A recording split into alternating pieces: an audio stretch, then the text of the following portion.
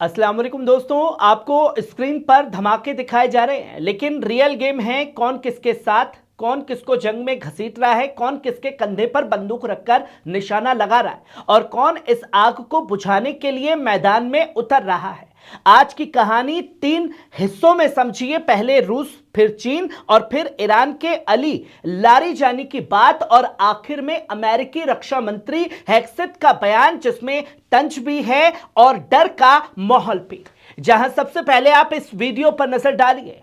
लावारोव का खुला alert, gulf को ईरान के खिलाफ घसीटने की कोशिश की जा रही है। दोस्तों, रूस के विदेश मंत्री सरगेई लावारोव ने डिप्लोमेटिक भाषा नहीं, खुली सियासी भाषा में बात की है। लावारोव का कहना है कि अमेरिका और इजराइल की अग्रेशन यानी हमला आवारगी से जो मुल्क और लोग प्रभावित हो रहे हैं वो हमारे रणनीतिक साझेदार हैं। और दूसरी बात ज्यादा खतरनाक है, अमेरिका और इजराइल का मकसद यह भी है कि पर्शियन गल्फ के मुल्कों को ईरान के खिलाफ जंग में खींच लिया जाए।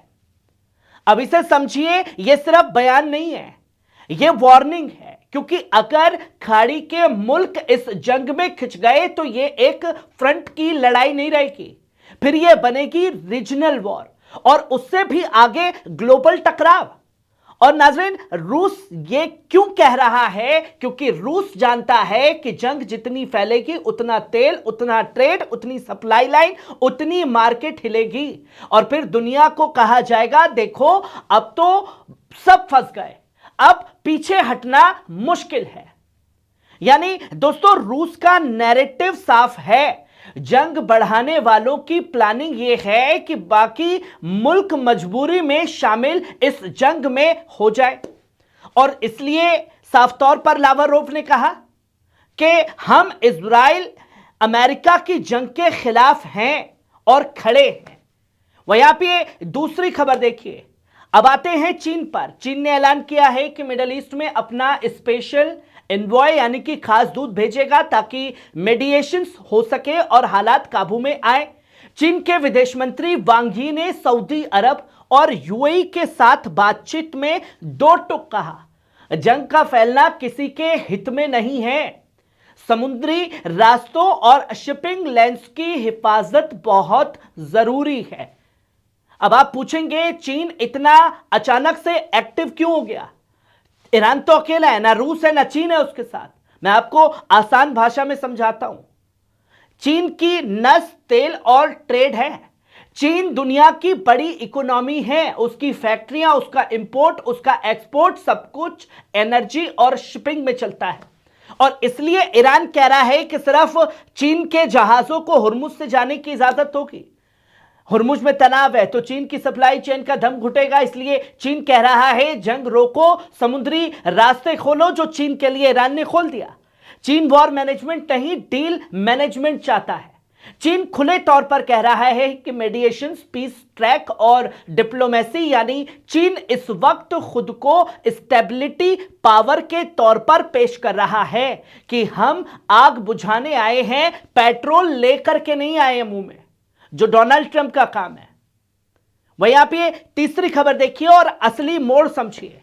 अमेरिका के रक्षा मंत्री हेक्सेट चीन और रूस इररेलेवेंट है। नाज़रीन, अब ध्यान से सुनिए। अमेरिकी रक्षा मंत्री पिट हेक्सेट से जब पूछा गया कि रूस और चीन युद्ध रोकने की बात कर रहे हैं, आपका मैसेज क्या है, तो उन्होंने कहा मेरे पास उनके लिए कोई मैसेज नहीं है, वो फैक्टर नहीं है। हमारी दिक्कत उनसे नहीं, ईरान की न्यूक्लियर से है जिसे हमें खत्म करना है। अब इस बयान में दो चीजें छुपी हुई हैं दोस्तों। पहली ये कि इरेलीवेंट बोलकर क्या अमेरिका को इरेलीवेंट बना रहा है? अगर रूस चीन फैक्टर नहीं तो फिर आप युद्ध विराम की हर आवाज को क्यों दबा रहे हैं? यह वही रवैया है, या तो हमारी लाइन पर चलो या तुम गिनते नहीं जाओगे। इशू न्यूक्लियर नहीं है, यानी कहानी को एक ही पेज पर रखो।